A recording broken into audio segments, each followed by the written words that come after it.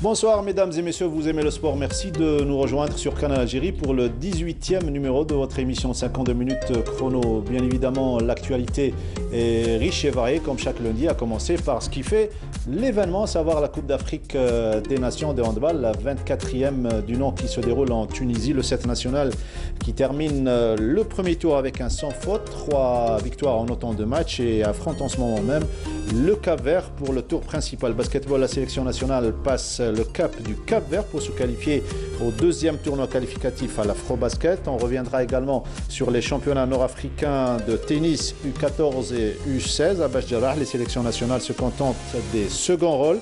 La Tunisie et le Maroc survolent la compétition. Et également dans ce 18e numéro du cross-country avec Kenza Dahmani et Khairdine Bourouina qui remporte le challenge, le deuxième du nom, Abdou Sarwani, dans une ambiance bon enfant où il y avait beaucoup d'émotions. Tout cela avec nos invités.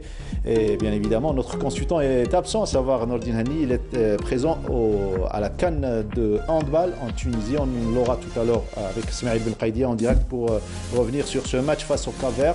Le temps d'accueillir comme il se doit nos invités, à commencer par M. Faïd Bilal, l'entraîneur national de basketball, qui nous fait le plaisir d'être parmi nous, un habitué à 52 chrono. Bonsoir et bienvenue. Bonsoir, merci M. Mokhtar. Bon, Inch'Allah, ça va bien se passer à l'émission. Inch'Allah, surtout que le basketball est un sport populaire comme le handball, le deuxième sport populaire, et pour la circonstance, très heureux d'accueillir, comme la semaine dernière, notre gardien international, Abdallah Belmni, qui est absent de cette Coupe d'Afrique des Nations pour cause de blessure, mais il vient avec grand plaisir pour parler de sa discipline chère, la petite balle. Oui, c'est toujours plaisir d'être ici et de parler surtout de handball. Bonsoir à tout le monde, merci pour l'invitation aussi. Voilà, c'est un devoir que vous soyez parmi nous. Également le plaisir de recevoir, vous l'avez certainement découvert à travers un portrait dans la saison dernière, le nageur Jawad Serioud, qui nous fait le plaisir d'être parmi nous. Il a fait le déplacement à Alger pour participer au championnat national qui débute demain à Babzouar, mais surtout pour être présent avec nous sur le plateau de 52 chrono. Il était là quand il était petit, il a grandi un petit peu et c'est un plaisir de le recevoir. Jawad, bonsoir. Bonsoir Mortal, bonsoir tout le monde, merci pour l'invitation, c'est un plaisir, c'est un honneur d'être ici, comme tout le temps. Pour nous. Et voilà, déjà j'espère que ça va bien se passer pour le handball, Inch'Allah. Voilà. Vous avez suivi et vous avez d'ailleurs porté chance à travers vos propos aux joueurs algériens de football. Cette fois-ci, espérons que ce sera le cas. J'espère, on croise les doigts et on verra, Inch'Allah. Félicitations pour le basket hier. Merci. Également le basket. Voilà, une émission variée, comme je vous le disais tout à l'heure. Au titre. Voilà, le décor est planté. À présent, on va passer directement à ce qui fait l'événement, à savoir la Coupe d'Afrique de handball. L'Algérie qui termine en première position du groupe D avec 3 belles victoires. Donc, quoi de mieux pour entamer cette Coupe d'Afrique des Nations. Abdallah Belmni, rien à dire pour le 7 national qui a bien négocié, surtout sur le plan énergétique, la première phase de la compétition. Avant de parler du Cap-Vert aujourd'hui. Oui, je pense que l'objectif a été atteint, 3 matchs, 3 victoires et surtout une victoire méritée face aux Marocains, une victoire qu'on devait prendre ces 2 points parce qu'on connaît le système de la compétition. On monte au deuxième tour avec les points, les 2 points du Maroc. Du coup, fallait vraiment gagner ce match pour ouvrir les portes des demi-finales en commençant par une victoire, Inch'Allah. Inch'Allah. Un commentaire, Faïd Bilal, vous êtes très proche des handballeurs, on le sait. Enfin, je pense que les Cap-Verdiens, c'est une nation de sportifs, donc ça va passer, mais ça va passer difficilement, je pense. Comme en basket. C'est passé difficilement, mais le plus important, c'est de passer, Inch'Allah. Voilà, Jawad, Serioud. Ça va, je pense que connaissant la mentalité des handballeurs, j'ai eu l'occasion de les côtoyer durant les Jeux africains. Je pense qu'ils vont le faire, c'est des battants et j'espère qu'ils vont gagner, Inch'Allah. Voilà, 2 matchs, on va dire, à la portée de l'équipe nationale, mais il y a eu hier un match indécis et surtout difficile à négocier pour le 7 national et pour le nouvel entraîneur Alain Porte face au Maroc. On n'était pas dans le flou puisque vous avez dit que le Maroc s'était bien préparé avant cette Coupe d'Afrique des Nations et on l'a vu hier sur le terrain. Oui, on a parlé de ça la semaine dernière où j'ai dit qu'il faut vraiment faire attention à cette équipe marocaine. qui s'est vraiment bien préparé pour cette compétition. Et je connais bien les Marocains, je connais les joueurs, je sais très bien qu'ils ont mis comme objectif de battre l'Algérie. Alhamdoulilah, nos joueurs ont fait preuve de bravoure et ils ont pu gagner ce match. Et en parlant joueurs, je savais qu'il y avait une grande pression sur nos joueurs, surtout avant le match, parce qu'on connaissait la valeur de la victoire lors de ce match. Alhamdoulilah, on a pu gagner ce match. Et on a vu que c'était vraiment un match avec le public. Oui, oui, oui. Il y a beaucoup de gens qui sont déplacés. Et il y en a d'autres qui vont se déplacer pour les prochaines journées. Et je pense que vraiment, hier, c'était vraiment un match très dur. Il y avait un degré de concentration très élevé. On a vu un match où il y avait un peu de provocation de la part des Marocains.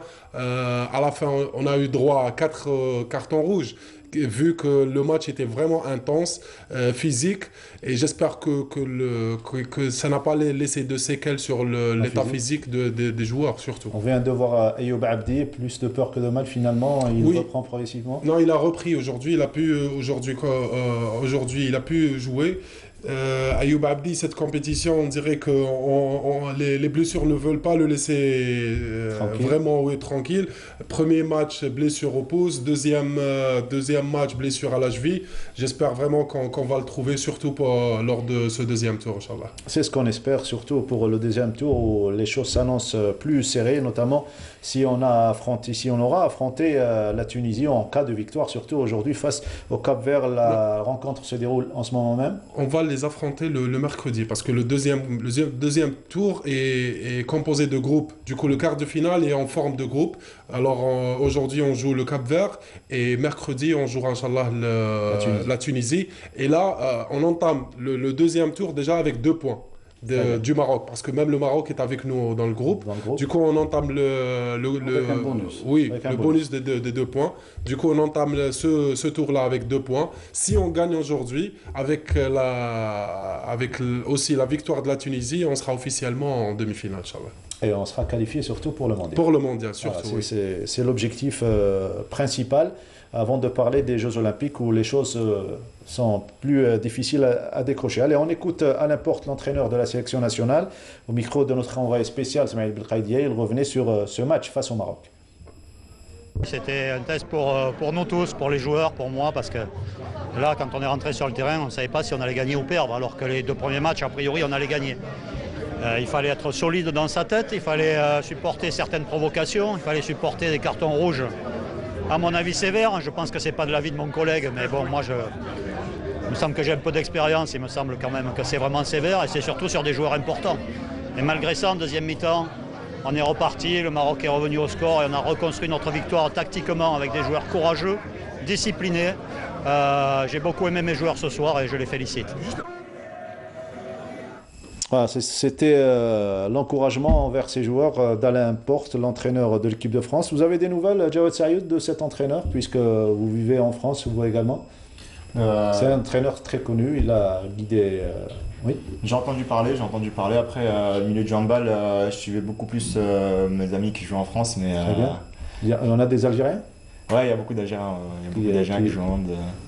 Et qui espèrent intégrer l'équipe nationale, justement. Très prochainement. Très prochainement, Inch'Allah. Cette fois-ci, on va écouter l'entraîneur du CR Borj Bouaïdj, Nordine Badis, qui était invité à cette Coupe d'Afrique des Nations.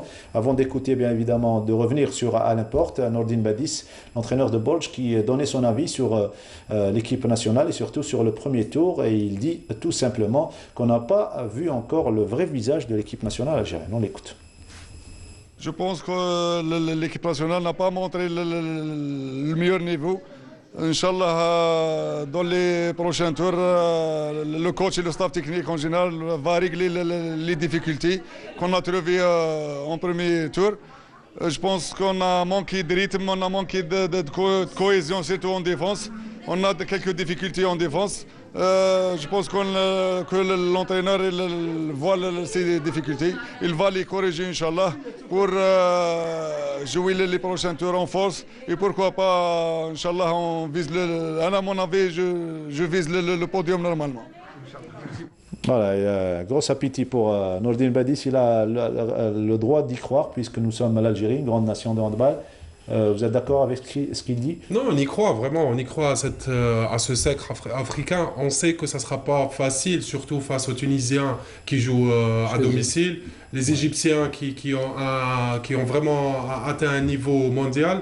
Ça va être vraiment difficile, mais comme on a parlé de ça et on a dit que sur un match, tout peut arriver. Mais laissons ne pas faire de pression sur cette équipe. Première étape, c'est d'arriver au premier objectif qui est d'arriver aux demi-finales, être parmi les nations qui vont revenir au mondial, qui vont jouer le mondial. C'est ça pour moi le premier objectif. Après, tout ce qui viendra après, ça sera vraiment du bonheur. Oui, je voudrais avoir l'avis de Faïd Bilal qui a été plusieurs fois nommé entraîneur national. Qu'est-ce qui s'est passé ces derniers temps, notamment cette dernière décennie ou bien ces dernières 15 années pour les sports collectifs algériens, alors qu'on était au de la hiérarchie par rapport à la Tunisie, par rapport au Maroc. La Tunisie, à présent, est double champion d'Afrique en basketball, le handball également, le volleyball, la Tunisie est championne avec l'Égypte. Qu'est-ce qui s'est passé pour l'Algérie? Qu'est-ce qui a freiné un petit peu l'élan positif qu'il y avait au début des années 2000? Enfin, je dirais que, comme tout le monde, c'est la formation. Oui. Et puis, par la suite, c'est bien notre esprit.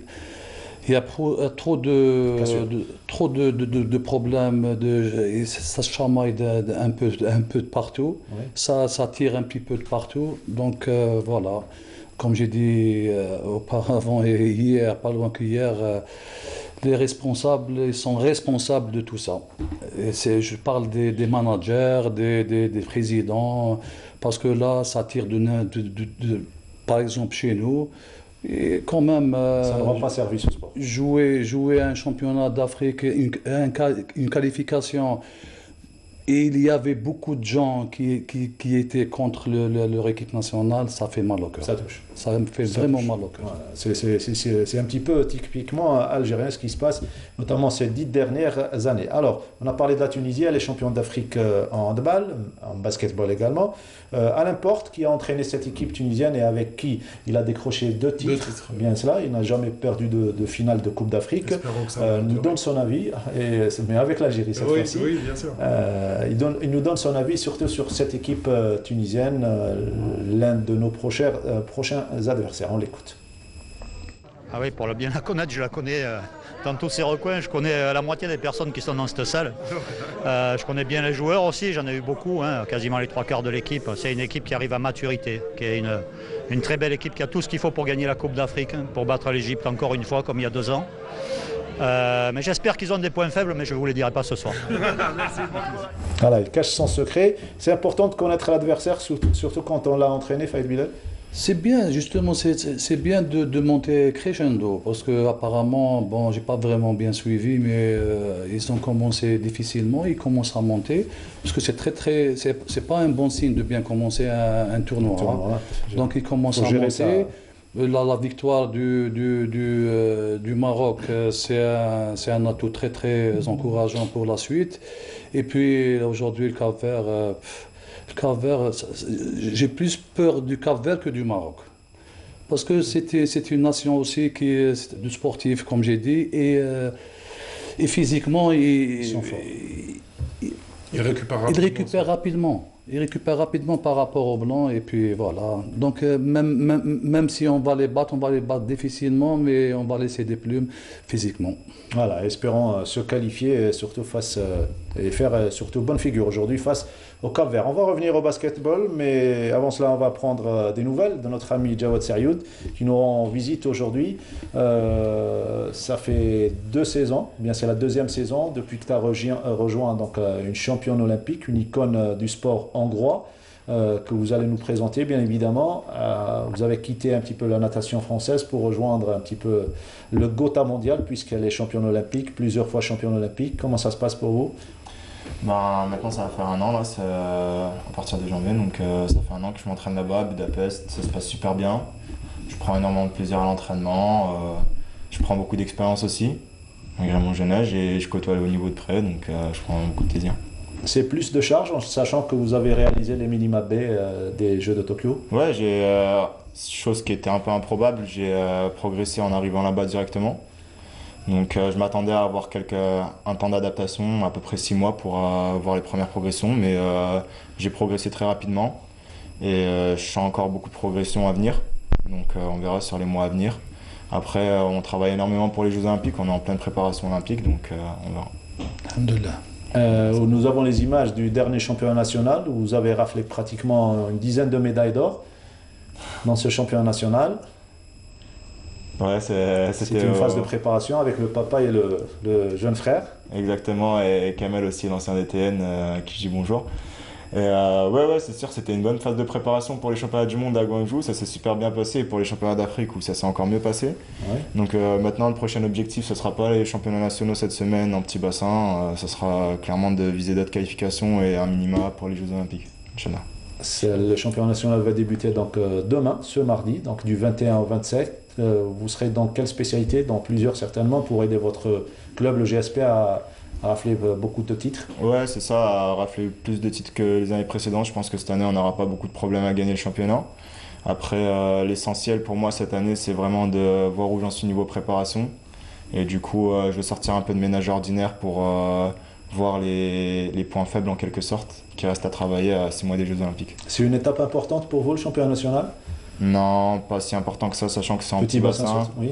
Et que les Jeux Olympiques c'est un grand bassin, donc ça n'a pas trop d'importance. Ça c'est surtout pour le devoir du club. Ouais, pour le devoir, et puis ça fait toujours de bien de faire une compétition parce qu'on sort d'un mois de travail en Afrique du Sud, donc ça permet de changer les idées, de venir en Algérie, c'est toujours... et le fait de réunir l'élite, surtout. Exactement. Il y aura les autres nageurs qui évoluent à l'étranger, donc ils seront présents. Ouais, c'est cool. À l'exception de Oussama Hanoun, peut-être qu'il ne sera pas là. Non, je ne pense pas, mais je pense que ce sera une bonne expérience déjà de réunir les autres nageurs venus de l'étranger pour faire quelques courses, donc ce sera cool. Très bien, on va vous suivre de toute façon durant ces 5 jours de compétition. Faïd Bilal, la natation algérienne qui réussit à rassembler un petit peu l'élite, notamment celle qui évolue à l'étranger. C'est pas le cas d'autres disciplines, notamment le basket, c'est pas facile de les avoir au moment voulu lors d'un tournoi. Enfin, dernièrement pour ces qualifs contre le Cap-Vert, j'ai pas pu avoir tout le monde. Bon, j'ai pas pu avoir tout le monde parce que c'était pas une fenêtre FIBA, donc les clubs ils sont pas censés lâcher leurs joueurs du moment que ils avaient match pendant le week-end. D'ailleurs, j'ai choisi le 15 et le 16 exprès jouer pendant la semaine comme ça. Les joueurs du Cap-Vert ne pouvaient pas venir, enfin quand ils sont venus à 5. Heureusement que le joueur de Medvin qui évolue au Real n'a pas pu venir. Tant mieux pour nous, parce que sinon... 128 kilos. Sinon, ça aurait fait des dégâts. Un problème pour toi, Décideur. Ah oui. C'est surtout qu'avec les problèmes qu'on a eus, ne pas avoir des joueurs. Harrat au Qatar, on n'a pas pu l'avoir. Hamdini se blesse dernier moment. Bernaoui. Le problème, c'est les 3 ou 4 ils jouent tous dans le même poste, c'est le poste 4. Donc il fallait jouer avec Amour qui joue en poste 3. Il a joué poste 4, défendre sur le meilleur joueur capverdien. Ouais. Et nous mettre 30 points, chapeau Kamal. 30 points et 25 points la veille lors du premier match. Exactement. Premier match, donc il fallait déjà assurer face à cette équipe capverdienne. Belle victoire de 12 points de différence. Voilà, donc ça nous a permis de jouer, enfin, le lendemain, ils sont arrivés à plus 12, hein, donc c'était on a le money time. On a su match du lendemain juste après. Donc ça m'a tiqué. J'ai vu cette scène. Sincèrement, ça m'a un petit peu. Juste après, je vois mes joueurs avec les journalistes et commencer à crier dessus. Rentrer, on a un match demain. Vous n'avez qu'à voir l'adversaire. Ils sont en train de préparer le match de demain. Et ce qu'on a vu. Ah oui, il fallait les recadrer finalement. 67 points la veille et le lendemain, ils nous mettent 99 points.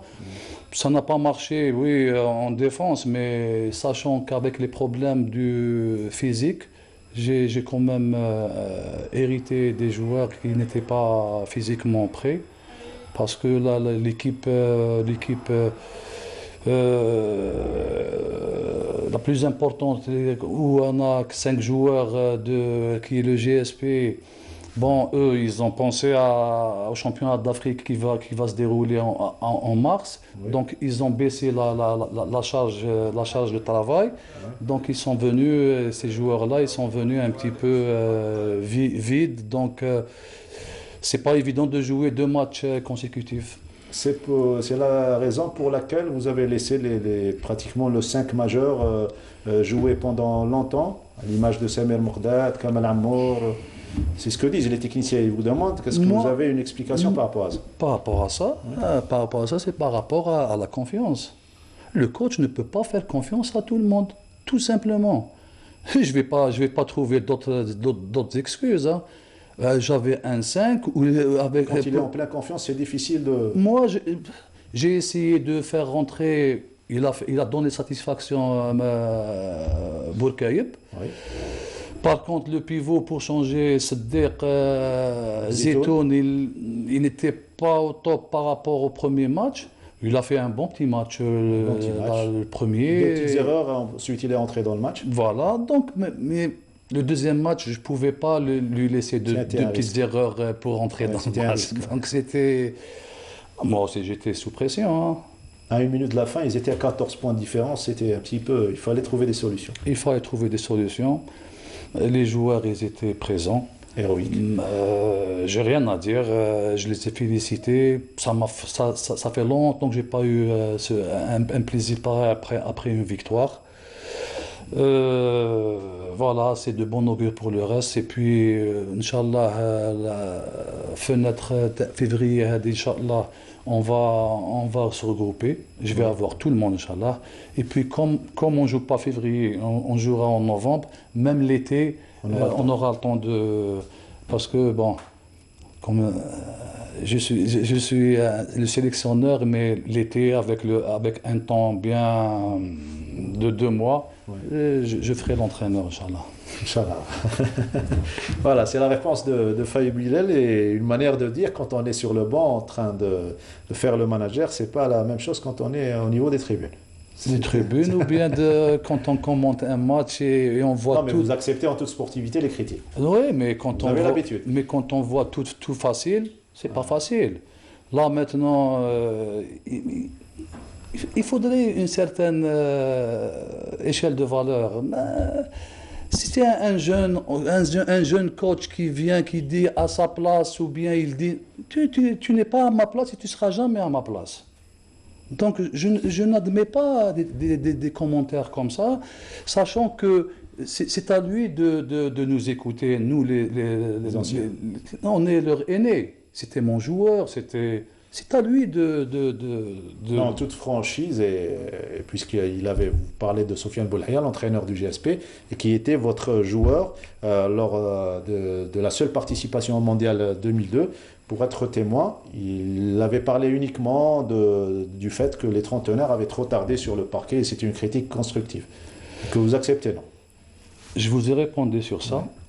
Et puis, ces trentenaires, il fallait les trouver parce que moi, j'ai parlé de rajeunissement. Par de gestion de l'énergie pour les 2 matchs. J'ai parlé de rajeunissement et puis ces jeunes-là, ils ont des études, les deux comme le joueur, le pivot de Stawali Ma'toub ou bien Hamdani, le meneur de Boufarik. Ouais. Les deux, ils avaient des empêchements pour leurs études. Je ne pouvais pas. Donc, j'ai fait appel à ces trentenaires. Comme vous dites, ils ont... Non, pour lui, ils avaient trop tardé sur le parquet. C'était la remarque qu'il avait faite, mais pas le fait de les avoir convoqués. Moi, je ne pouvais pas faire autrement. Vous êtes mieux placé pour parler de la sélection. Voilà, en tout cas, belle qualification et bravo encore une fois pour le 2e tour où nous attendent d'autres équipes plus coriaces. Oui, le groupe qu'on va jouer, Inch'Allah, c'est le Nigeria, Mali et Rwanda. Je pense que pour le Rwanda, j'espère qu'ils vont leur donner l'organisation chez eux. Comme ça, parce qu'il va avoir sur les 4, il va avoir 3 qualifiés. S'il il leur donne comme je viens de dire, l'organisation. Ouais. Donc peut-être qu'on va passer les 3 sans difficulté. Inch'Allah. Notre qualification, un grand retour, puisqu'il faut rappeler, l'Algérie n'avait pas pris part au dernier Je veux Afrobasket. souligner juste un petit truc. Si on n'est pas passé avec le Cap-Vert, on jouera pas, l'équipe nationale ne jouera pas jusqu'à 2025. Hein. C'est pour ça que... Et pour expliquer le fait qu'on passe par un tournoi préqualificatif, c'est le fait de ne pas avoir pris part. Participer au dernier championnat d'Afrique. Voilà, donc on est en train de payer nos On n'est bêtises. même pas parmi les 15 qui ont joué la dernière Coupe d'Afrique des Nations. Voilà où est la situation pour le basket algérien. Le handball, dans un petit moment, on aura Smaïl Belkhaïdia pour la fin du match Algérie-Cap-Vert pour en savoir un peu plus sur la situation. Et en attendant, on va passer à autre chose et changement de décor pour parler de cross-country et le deuxième challenge. Certainement, il vous manque, Abdou Sawani. Hein? Il vous a couvert, c'est un grand ami qui a touché à toutes les disciplines, notamment... Un ami avant d'être dans le sport et puis, c'était un choc. Hein. Ouais. C'était un choc. C'était le lendemain du retour d'Otagon des Jeux méditerranéens. Il nous a quittés il y a 2 saisons de cela, un 4 septembre 2018.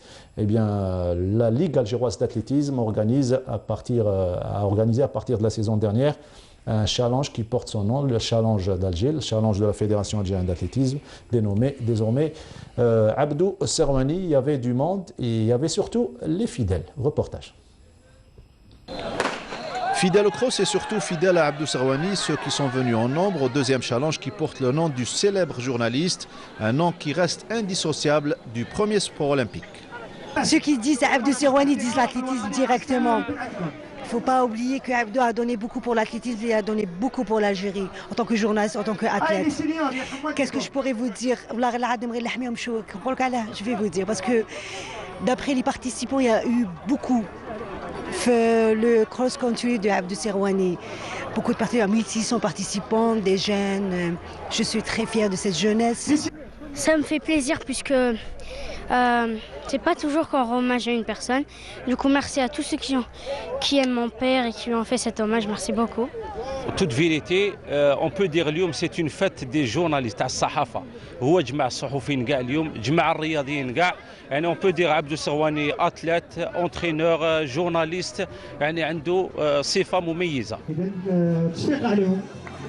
فوالا.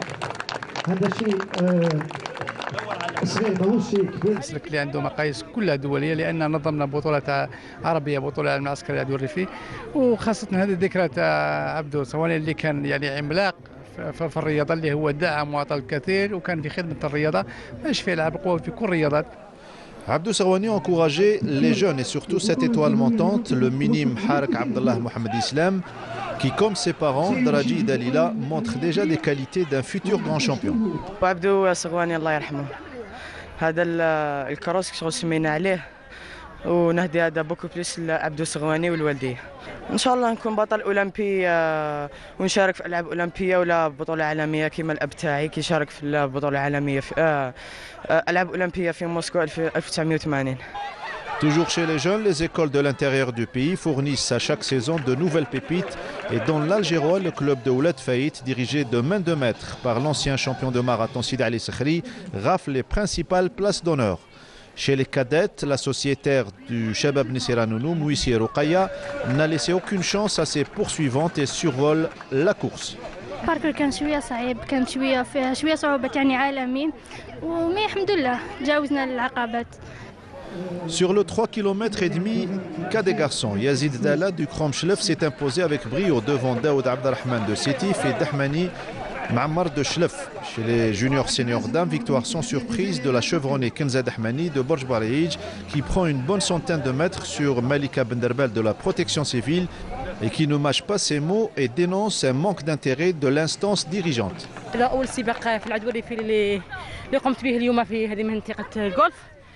يعني كنت بعد غياب يعني على بالكم اللي غبت شويه على ندمين دمار هذو نهارات على جال اصابه وتانيك ما ننساش نقول حاجه بك يعني انا مقنوطه منها من لا فيدراسيون يعني شوف اتليت يمد يفوت يتبليسه والله واحد ما يخزر فيه.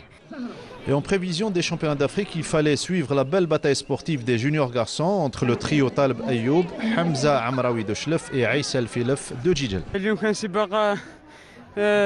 سباق وطني في عبدو سغواني. الحمد لله تحصلت على المرتبة الأولى ونشكر فضل المدرب اللي هو الأب تاعي طالب محمد على المجهود تاعو وربي يخليه إن شاء الله.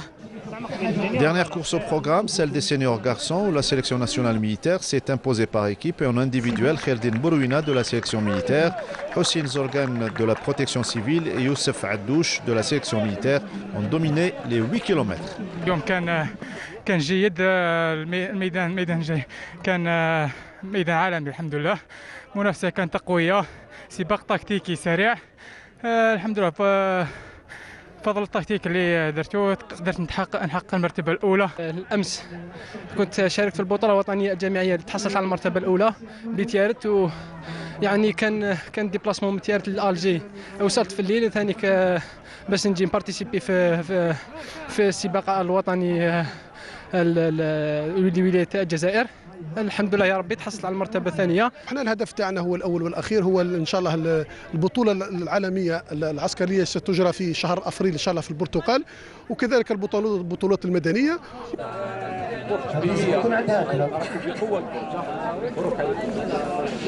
Une édition qui a tenu toutes ses promesses. Encore une fois, on ne t'oubliera jamais, Abdou Serwani, et tu resteras dans nos cœurs, bien évidemment. Et merci encore une fois à l'ex-ministre de la Jeunesse et des Sports, M. Bernaoui, qui a permis à tous les athlètes et à la Ligue algéroise d'athlétisme d'organiser ce cross au terrain du golf et au responsable de l'office du complexe olympique Mohamed Boudief. Il faut rappeler que je viens de parler de l'équipe de Ouled Faït qui fait les beaux jours de l'athlétisme algérien, notamment le cross-country. Eh bien, ils sont un petit peu pénalisés par les travaux lancés au parc Dounia, là où ils préparent notamment sur le plan endurance les cross-country, les différents challenges. Eh bien, ça serait bien que l'APC de Ouled Faït un petit peu jette un coup d'œil sur cette école drivée par l'ancien champion du marathon, Sid Ali Sakhari. Ça sera un truc bénéfique, surtout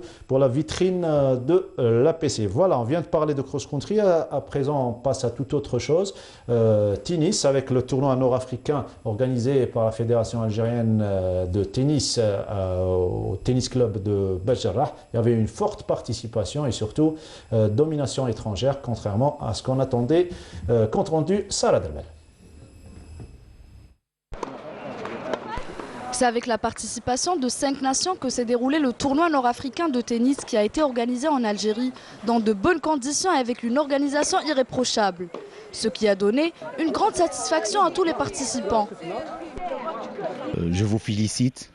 Une très bonne organisation, surtout les niveaux, que ce soit terrain, que ce soit accueil chaleureux. Les Algériens ont l'habitude de ça et techniquement ça a été impeccable. Alhamdoulilah, il y avait une très bonne organisation de la part de nos confrères algériens. On a été très bien accueillis et le tournoi s'est très bien passé dans de très bonnes conditions. L'organisation de ce tournoi, on a l'habitude d'organiser ce genre de compétition depuis presque 3 années. Donc cette compétition a été très très bien organisée. Nous avons accueilli nos frères marocains, libyens, tunisiens et égyptiens. Donc ils sont là depuis 10 jours avec nous dans d'excellentes conditions d'hébergement, de restauration et même dans les conditions, il y a ni de jeu où on a tout mis à leur disposition. Donc sur ce laps de temps, on est très très tranquille. Donc l'Algérie a l'habitude et l'expérience d'organiser ce genre de compétition.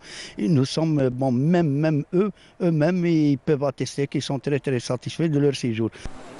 Une parfaite organisation, mais sur le plan résultat, les Algériens n'ont pas dominé la compétition, qui a été survolée par les Tunisiens et les Marocains. Chez les garçons, les moins de 14 ans ont décroché une médaille d'argent. Les U16, quant à eux, se sont contentés de la 4e place. C'est tournoi مليحة شابة وقدرنا au moins ندخلوا شوية في compétition وربحنا ودرنا 2e place. الكومبيتيسيون بديناها في الانديفيدوال كنا ماشي ملاح بزاف وفي باي ايكيب كنا ليسبري دو جروب كنا ملاح وبالعقل حتى ربحنا مع ليجيبت بروميير فيكتوار ومن بعد مع لا تونيزي قريب ربحناهم اليوم خسرنا مع الماروك بصح خرجنا دوزيام بلاص بجولا فيراج كنا ربحنا مع ليجيبت 3-0. Du côté des filles, les moins de 16 ans ont perdu toutes leurs rencontres et ont terminé au pied du podium, alors que les U14 ont remporté la médaille de bronze. Je m'appelle Imen Ratas et j'ai joué ce tournoi. On a fait 3e place et je suis contente. Bon, par rapport aux moins de 14 ans filles, on a réussi à accrocher la 3e place. Les filles ont réussi à gagner le premier match face à l'Égypte. Le 2e et le 3e match, on n'a pas eu autant de chance. On a joué pour la 2e place contre la Tunisie. Bon, on s'est accroché pour la 2e rencontre, mais ils ont fini par prendre le dessus.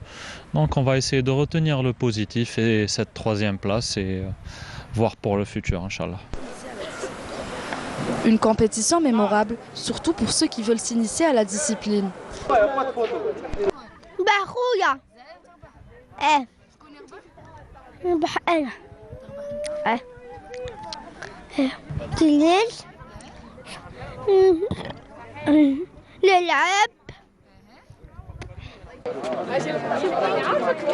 Voilà, Chouaib.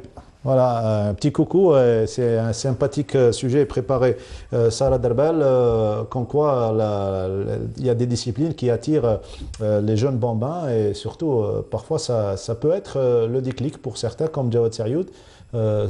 Ton histoire avec la natation, quand est-ce que ça a commencé? Mon histoire avec la natation elle a commencé il y a 17 ans à la piscine de Constantine, Felkreps. Et après, elle a continué en France et maintenant à Budapest, à l'international. Qu'est-ce qui a fait le déclic surtout? Qui t'a emmené? C'est le papa, certainement. C'est mon père, ma soeur. J'aimais bien faire comme ma soeur quand j'étais petit. Du coup, je voulais aller avec elle, je la suivais partout. Et au final, j'ai branché et j'ai continué la natation. L'aventure a commencé et tu es devenu un grand champion. Inch'Allah, pas encore, mais... T'es à mi-chemin, on va dire? Ouais, comment tu juges ton parcours? Mon parcours, je regarde pas en arrière, je regarde plus vers le futur, mais pour l'instant, je suis plutôt satisfait de ce que j'ai réussi à achever durant ma petite carrière pour l'instant. Donc, le plus intéressant, ce sera les années à venir. C'est ce que tu dis, c'est le papa qui te l'a appris ou bien c'est dans les écoles de natation? C'est important, je voudrais avoir l'avis de Faïd Bilal tout à l'heure. Mon père, il s'est jamais précipité avec moi, il s'est précipité à prendre 100 ans, comme il dit tout le temps. Et je pense que ça m'a beaucoup servi et que ça va me servir justement sur mon futur. C'est un avantage, Faïd Bilal, d'avoir un jeune athlète qui est bien géré sur le plan mental en tant qu'entraîneur national. C'est quelqu'un qui est prêt déjà pour l'effort et pour se donner à fond pour une équipe, pour une nation. Bien sûr, donc ça c'est un des problèmes de notre sport algérien. Parce que, bon, généralement, les entraîneurs, les éducateurs, ils chouchoutent un petit peu les joueurs, les bons joueurs et tout. Donc, ces joueurs-là, quand ils vont grandir, ils vont former des monstres. Donc, la base n'est pas solide. C'est par rapport à ça. L'éducateur, il doit gérer et bien gérer ses gosses pour ne pas former je m'excuse du terme, mais des monstres.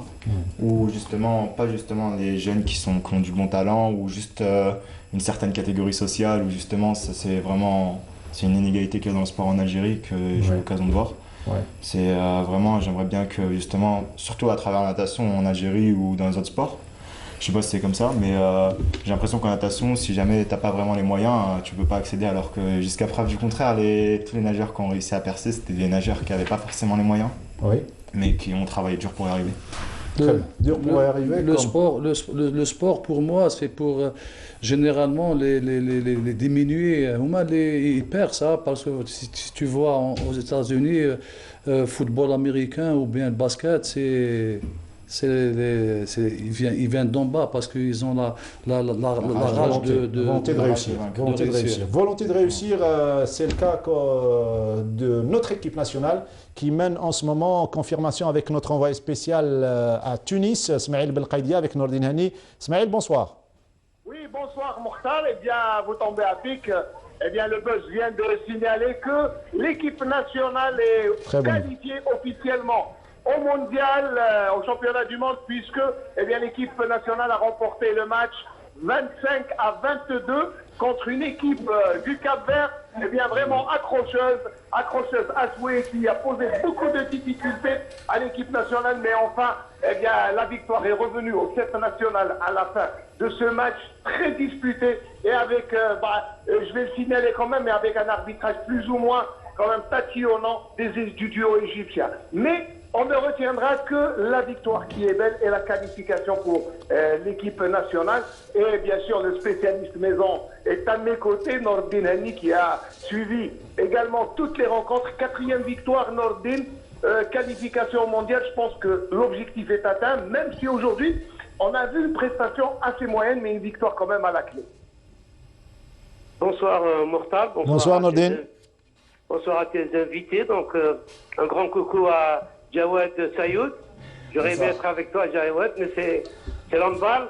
Ça a été vraiment dur aujourd'hui, mais c'était prévisible un petit peu. Hein, parce que psychologiquement, nos joueurs n'ont pas encore dépassé cette débâcle de la dernière Coupe d'Afrique de 2018.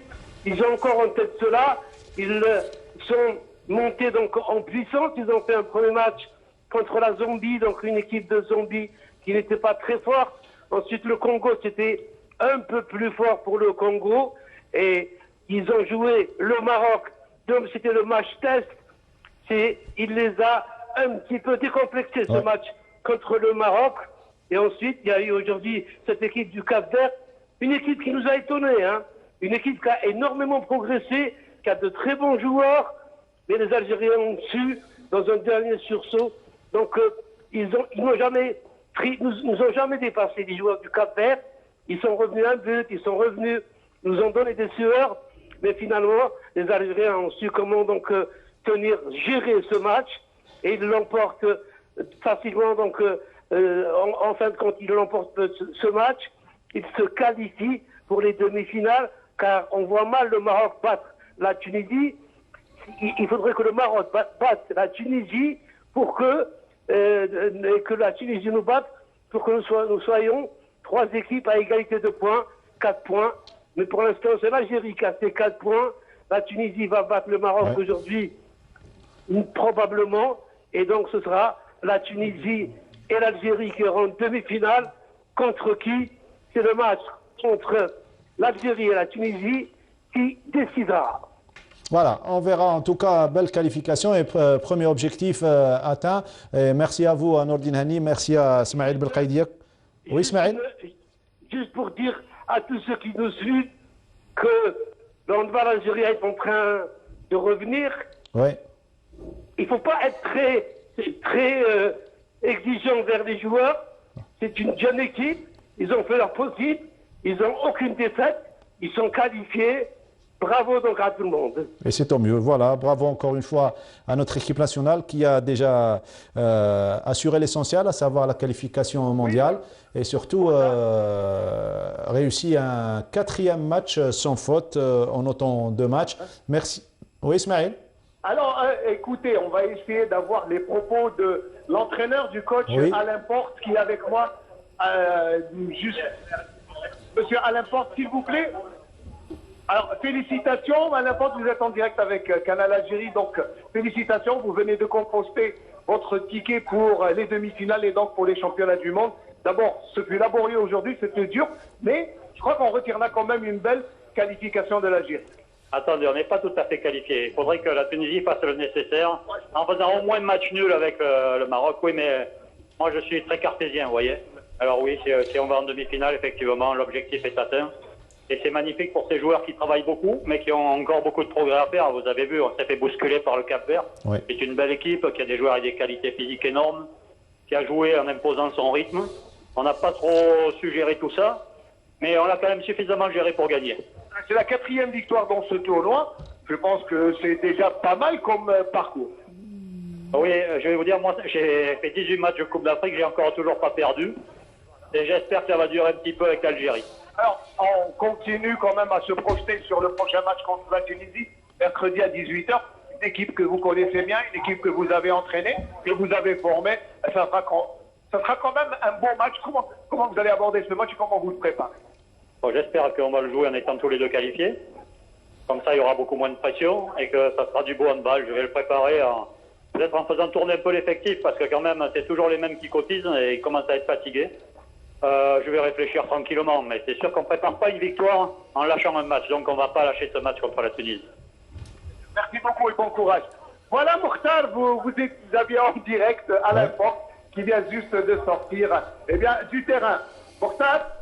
Oui, allez-y. Donc, pour terminer, pour conclure. Vous voulez, on peut avoir d'autres joueurs. Hein, vous savez, l'ambiance est tellement bonne. On vous retrouvera dans l'édition du journal de 19h, bien évidemment, avec des impressions à chaud et surtout votre commentaire en tant qu'envoyé spécial. Merci beaucoup, Ismaël. Merci, c'est gentil. Allez, merci. Voilà, c'était Ismaël Moukhaidia. Bonne nouvelle. Vous étiez impatient. Finalement, on a gagné 25-23. Heureusement, on retient que la victoire de ce match. Heureusement, on a gagné.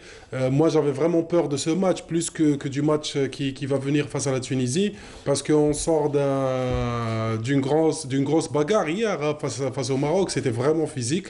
Je pense qu'il y a eu des séquelles sur le plan physique, parce qu'on n'avait même pas 24 heures pour récupérer. Les Cap-Verdéens, j'ai eu l'occasion de les voir face au Cameroun. Ils ont gagné face au Cameroun, quelque chose qui n'est pas facile. Ils ont mis 24 buts à la Tunisie au premier tour. Du coup, on voit que cette équipe a de la qualité. Et après, il ne faut pas dire que oui, le Cap-Vert, on ne connaît pas, mais ils sont en train de travailler. Et la preuve, ils sont arrivés au deuxième tour et ils ont pu faire un match serré avec nous. Alhamdoulilah, on a pu se qualifier, l'objectif est atteint. Je pense vraiment que la Tunisie va vraiment battre le Maroc comme ça, on sera qualifié à 100%. Et ce qui nous a marqué, c'est le degré de concentration d'Alain Porte. Il dit que je suis cartésien, je suis branché et surtout concentré sur le reste de la compétition. Bien sûr, on a parlé de ça avant, que l'entraîneur a dans sa tête autre chose sur ce qu'il a dit dans la conférence de presse, où il a déclaré que le plus important, c'était de passer en demi-finale ou bien de se qualifier au mondial. Je sais vraiment que lui et les joueurs pensent à faire mieux que ça. Pourquoi pas arriver en finale? Et vraiment, là, on a 48 heures pour se reposer, pour penser au prochain match.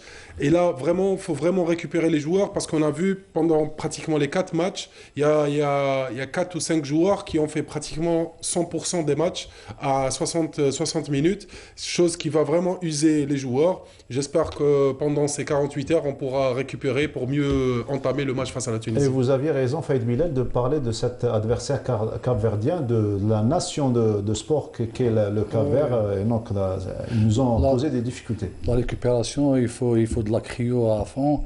Et puis, il faut maintenant, pour le match, pour le coach, c'est le seul qui doit penser au match actuel et en même temps penser à l'autre match. Parce que les joueurs, ils n'ont pas le droit. C'est au coach de gérer.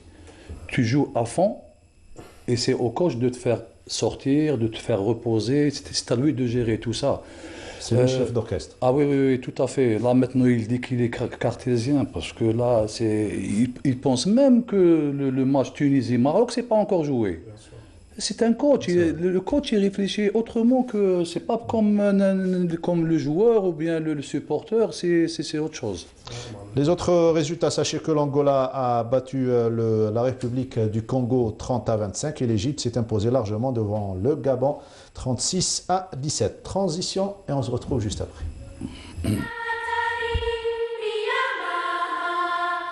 Puoi avere le braccia di Ercole e gambe veloci come il vento.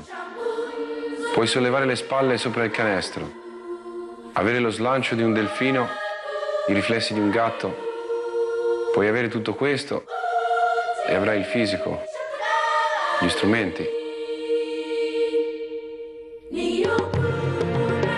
e la grandezza finché non capirai che il muscolo più forte è il cuore.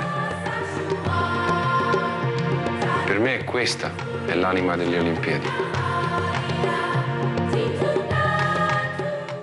Le rêve olympique Tokyo 2020, c'est dans 185 jours. C'est permis de rêver, Jawad Sayoud? C'est sûr, c'est permis de rêver. Je pense que tout le monde est permis de rêver. Ouais. Après, chacun peut y aller avec ses objectifs ou chacun doit rêver de ses propres objectifs. Et on verra. Tu as participé à un championnat du monde, tu connais le niveau africain, où est-ce que tu te situes actuellement avec tes performances? Sur le niveau mondial ou au niveau africain? Mondial surtout, puisqu'on parle des Jeux. Sur le niveau mondial, au niveau des Jeux, je pense que cette année, ce sera vraiment de prendre de l'expérience. Pourquoi pas une demi-finale? Ouais. Ça serait vraiment bien de ma part. Et je pense que j'en ai les moyens. Ouais. Et après, pour moi, l'objectif principal, ce sera 2024 ou Paris. Plus. Ouais, c'est ça, Paris. Ouais. Ça sera incroyable, donc on verra. Il faut bosser pour. Si tu avais à évaluer un petit peu ton évolution ces 2 dernières saisons? Surtout cette dernière saison, j'ai beaucoup appris. Et les personnes avec qui je travaille me font beaucoup confiance. Et elles aimeraient bien que je continue à évoluer dans leur équipe. Donc je pense que c'est bon signe pour moi. Et c'est encourageant aussi parce que quand tu as une des meilleures nageuses de l'histoire qui te dit que tu as vraiment les moyens d'y arriver, donc forcément ça te donne envie d'y croire. Quand on est algérien, c'est un stimulant, c'est quelque chose de fort qu'on porte sur. C'est sûr, après en Algérie on a énormément de potentiel et c'est dommage qu'on ne puisse pas bien l'exploiter. Surtout quand on est un pays à 70% de jeunesse. Et c'est qui la meilleure nageuse de tout? Katinka Osu, elle est 25 fois championne du monde, 3 fois championne olympique. Voilà, c'est bien de se souligner. Plusieurs records du monde, donc je pense. Et ça n'a pas été facile, et ce n'est pas facile d'intégrer le groupe de la championne olympique. Non, c'est sûr, ça n'a pas été facile. Après, maintenant, on n'est que 2 dans le groupe. Ouais. Donc forcément, c'est pas un très gros groupe. Ouais. Mais une fois qu'on y est, voilà, faut s'accrocher et il faut travailler dur. Et c'est ce que je fais. Ouais. Et c'est ce qu'elle a vu et c'est ce qu'elle aime aussi. Il y a un bon climat et une bonne ambiance. Exactement, il y a une super bonne ambiance. On est en stage pendant 1 mois. On est bien géré à côté de ça, donc ça se passe super bien. La relation avec la fédération, tu les mets au courant un petit peu Non, moi, sur tout ce qui se passe? Je m'occupe pas de tout ce qui est fédération parce que ça me regarde pas. C'est plutôt mon père qui gère et qui me protège par rapport à ça. Et je pense que je fais bien de prendre du recul par rapport à tout ça. Oui. Et au jour d'aujourd'hui, il n'y a aucune histoire qui m'atteint et c'est beaucoup mieux comme ça. Et tu as ce qu'il faut pour un petit peu pour préparer de la part de la fédération ou bien c'est les moyens du papa? Dans mon sport, je crois qu'en mon père. Ouais. Et en moi et en Dieu aussi forcément, mais avant tout c'est mon père qui m'aide depuis mes débuts et il n'y a que lui que je peux remercier par rapport à ça. Ouais. Et mes proches. Il paraît que tu te dopes à la Tamina, c'est vrai? C'est bien ça. Exactement. Voilà. Il a apprécié une Tamina que j'avais amenée à l'occasion de la naissance de ma petite. Donc ça lui a plu. Ça fait longtemps, ça fait 2015, hein, 2015. Il était jeune. Et ça nous fait toujours le plaisir qu'il soit parmi nous et on lui souhaite bien évidemment une grande réussite et beaucoup de courage à la famille qui suit le parcours de Jawad. Allez, on va parler de volleyball à présent et un petit peu, on va parler du volleyball féminin et la 8e journée de la Super Division féminine, avec tout d'abord un match qui s'est joué entre le GSP et l'OS Tichy. C'était à Douirat, domination nette et sans bavure des pétrolières. Compte rendu Linda Taboul. Voilà, j'y arrive. Le trac et la tension sont bien présents chez la jeune équipe de Tichy, qui s'incline face à un coriace adversaire, le GS Pétrolier. Dès l'entame du match, les pétrolières ont pris une large avance au score. Elles ont fait la course en tête et n'ont pas laissé leur adversaire revenir dans le match. Les 2 sets ont été ainsi en faveur du GSP. 25-12 et 25-9.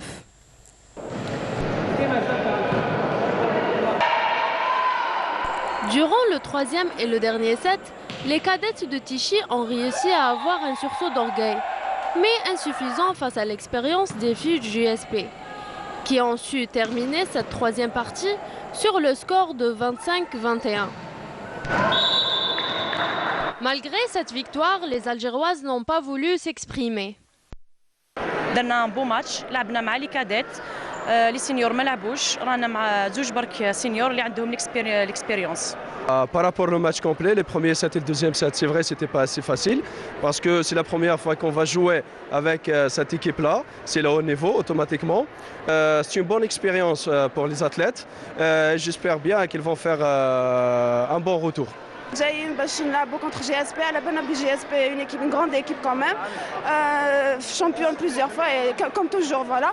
On a essayé de faire quelque chose malgré le manque d'effectifs. Du coup, les protégés de Djelouli Yassine restent en tête du classement après 8 journées disputées. Voilà, domination des pétrolières dans ce match face à Tichy, donc score 3-7-0. Le second match qu'on va vous proposer à suivre, donc c'est entre le RC Béjaïa et l'équipe promue cette saison, à savoir Hassim Saoud. Toujours, on retrouve Linda de Poul. Une rencontre équilibrée, celle qui a opposé le co-leader RC Béjaïa à la formation de Hassim Saoud, le seul représentant du sud algérien.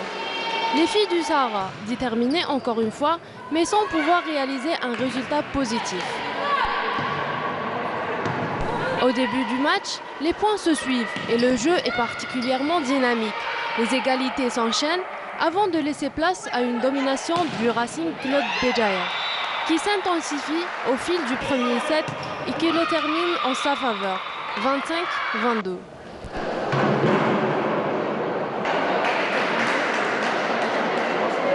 Durant le deuxième et le troisième set, le RCB maintient sa domination.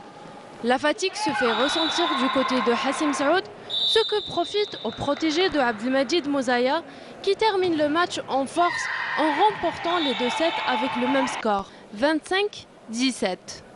Alors une grosse défaite contre une équipe du RCB qui est classée 2e du championnat. On aurait vraiment aimé faire mieux et gratter encore des points. Malheureusement on sort du match avec un 3-0. Le résultat n'influe pas le jeu parce que le match en lui-même n'était pas du tout dans le sens de la compétition. Le résultat, certes, il est positif pour nous, mais la manière n'y était pas. Face à une équipe qui se trouve à la 2e place du classement général, la formation de Hassim Saoud a tout de même réalisé une belle performance, ce qui témoigne du fort potentiel de ses joueuses.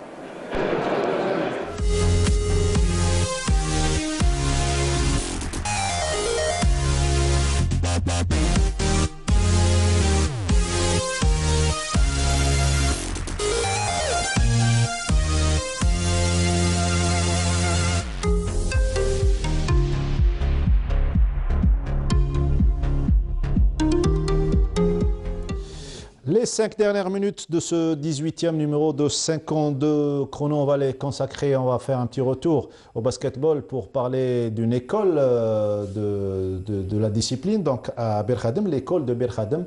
Reportage Sid Ahmed Bouraïb qui s'est déplacé à Bir Khadem mardi dernier pour revenir avec ce gros plan sur cette équipe.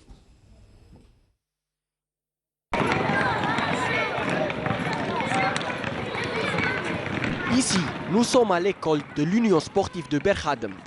Cette ville jadis réputée pour être une référence en la matière se retrouve aujourd'hui complètement délaissée. L'équipe faisait partie de l'équipe de Bir Khadem, CRMB. En 2013, elle a été créée. Donc c'est une association qui comporte que la discipline de basketball. Nous avons des écoles et poussins qui nous avons entre poussins et écoles, nous avons à peu près entre 60 et 80 gosses presque. C'est-à-dire on fait de la formation. Nous avons des entraîneurs qui sont diplômés de la direction de la jeunesse et des sports. Nous avons des anciens basketteurs. Les autres catégories, c'est la même chose pour les entraîneurs, des éducateurs, en benjamin, en catégorie minime, cadet jusqu'au junior. À cause de problèmes financiers, l'US Bir Khadem a dû sacrifier son équipe senior, qui évoluait pourtant National 1 et n'a même pas de salle pour permettre aux jeunes poussins de s'entraîner dans les meilleures conditions. On a eu une salle au niveau de Bir Khadem. Elle était destinée pratiquement au basketball. Vu l'implantation de la salle et la concentration du sport fait Berkhadem uniquement dans la salle. Il y a le handball et ils nous ont rajouté le football en salle, c'est-à-dire pratiquement toute la population de Berkhadem joue le football en salle, ce qui a fait que la salle est devenue vraiment impraticable. D'ailleurs, en ce moment même, on a eu un problème, ça fait 10 jours, 15 jours de ça. Le panier s'est cassé. On se retrouve avec un seul panier. On se retrouve de domicilier au niveau de Bermondreis. On paye de l'argent. On manque de financement, on manque de... Comme tous les clubs de l'Algérie. Si on avait une infrastructure, c'est-à-dire en plein air, bien avec un matico, avec des vestiaires, on aura plus d'enfants. Qu'est-ce qu'on demande? On demande que ce club-là, beaucoup plus le basketball, il sera pris en charge beaucoup plus par les autorités et par les habitants de Berkhadem. Les pensionnaires de la catégorie Poussin se donnent à fond lors des 3 séances d'entraînement hebdomadaires, en espérant pourquoi pas un jour devenir un grand champion. Déjà, on a 2 à 3 enfants, ils sont super doués. Parce qu'il y a des enfants qui ont un don, qui aiment le basket, qui sont à jour dans la discipline à dire. Espérons que ça va donner, Inch'Allah. Mais j'en suis sûr qu'on aura des enfants, Inch'Allah, futurs, dans des meilleures conditions, Inch'Allah.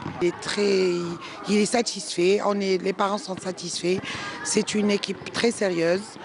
L'entraîneur, enfin pratiquement toute l'équipe, ils font des tournois pendant les vacances. Tu aimes le basket? Évidemment, c'est mon sport préféré. Quand tu joues au basket? Quoi? Tu t'épanouis quand tu joues au basket? Tu aimes jouer au basket? Oui, évidemment. Combien de fois tu t'entraînes par semaine? 3 fois. شحال عندك بدات تلعب باسكت؟ 5 ans. واش درت التشالنج تاع المره؟ Je 5e. Sur combien? 12. وش ربحت؟ Une coupe de meilleur joueur.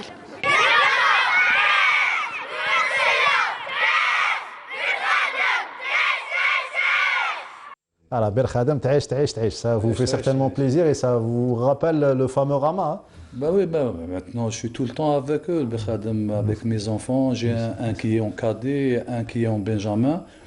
Et puis je connais même ces petits. J'ai reconnu le fils de Khaled Mrim. Oui. Il vient de parler de... Bon, il aurait pu parler du Maroc parce qu'ils ont de très beaux souvenirs du Maroc. Très bien. Et ça vous rappelle, et ça nous rappelle également, et c'est l'occasion de se rappeler le couple Ben Mesbah qui a formé tant de joueurs, entre autres vous. Oui, dernièrement, il y a un qui a parlé, bon, il a posté sur son mur la photo de Zine Ben Mesbah. Zine Ben Mesbah, c'est un coach, c'est un éducateur qui a quand même formé pas mal de joueurs, hein, pas mal de très très grands joueurs algériens. Donc, comme Slimani, comme Kadour, comme Jamal Hadi, comme Faïd Bilal, je connais. Donc voilà, c'est ce qui manque. Ouais. C'est ce qui manque. D'ailleurs, j'ai essayé de mettre Zine en contact avec le président de la fédération, M. Bouarifi, dernièrement. Ça n'a pas eu lieu, mais Inch'Allah, la prochaine fois qu'il vient de France, je vais le mettre en contact, pourquoi pas. Peut-être qu'il va revenir en Algérie, pourquoi pas reprendre le travail. Et puis, surtout que le stade Amrani qui est devenu une salle. Ça fait plaisir, mais bon, la salle, elle est juste, donc c'était mal conseillé, mais bon, ça reste une salle, c'est mieux que...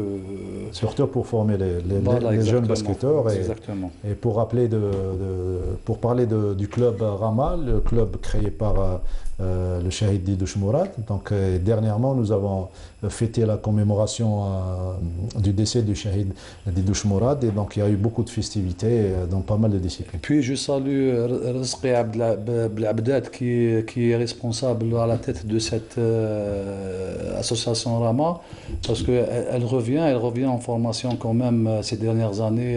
Judo, pas mal de disciplines. Voilà, exactement. Très bien, voilà, c'était un clin d'œil pour l'équipe du Rama, et bravo encore une fois pour l'équipe de Berkhadem qui résiste malgré les difficultés. Jawad Sayoud, la dernière minute, Champion national demain, donc tu vas tout de suite enchaîner avec la compétition et la concentration avant de rejoindre le groupe en Hongrie.